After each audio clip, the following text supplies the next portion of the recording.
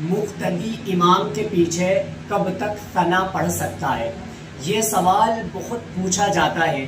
دیکھو، اگر امام ظہر اور عصر کی نماز پڑھا رہا ہے، چونکہ ان دونوں نمازوں میں سری قرات ہوتی ہے، بالکل دھیمی آواز میں امام قرات کرتا ہے، اس لیے ان دو نمازوں کو، ظہر اور عصر کو، سری نماز کہا جاتا ہے۔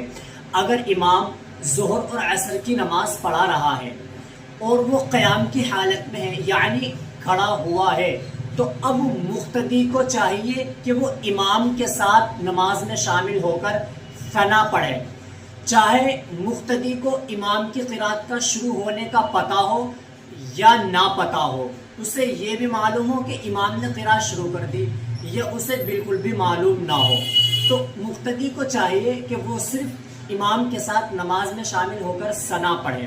اسی طرح اگر امام رکوع میں ہے یا پہلے سجدے میں ہے اور مقتدی کو یہ گمان ہے، یہ یقین ہے کہ میں امام کو ثنا پڑھنے کے بعد رکوع میں پا سکتا ہوں یا اسی طرح سجدے میں پا سکتا ہوں، تو مقتدی کو چاہیے ثنا پڑھے، اور اگر اس نے نہ بھی پڑھی تو کوئی حرج نہیں ہے۔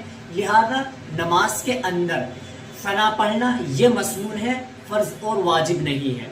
تو لہذا اگر کسی نے ثنا بھی چھوڑ دی نماز میں تو اس کی نماز ہو جائے گی، اس کی نماز باطل نہیں ہوگی۔ دوسری صورت ہے کہ مقتدی کو امام کے پیچھے ثنا کب نہیں پڑھنی چاہیے۔ دیکھو، اگر امام التحیات میں بیٹھا ہوا ہے یا دوسرے سجدے میں ہے تو اس وقت مقتدی کو ثنا نہیں پڑھنی چاہیے، صرف خاموشی کے ساتھ نماز میں امام کے ساتھ شامل ہو جائے۔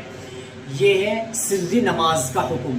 اب جہری نماز کا حکم کیا ہے، انشاءاللہ ہم اس کو اگلی ویڈیو میں بتائیں گے۔ اس ویڈیو کو زیادہ سے زیادہ شیئر کریں، لائک کریں اور اس چینل کو سبسکرائب کریں تاکہ سبھی لوگوں کو اس کا معلوم ہو جائے۔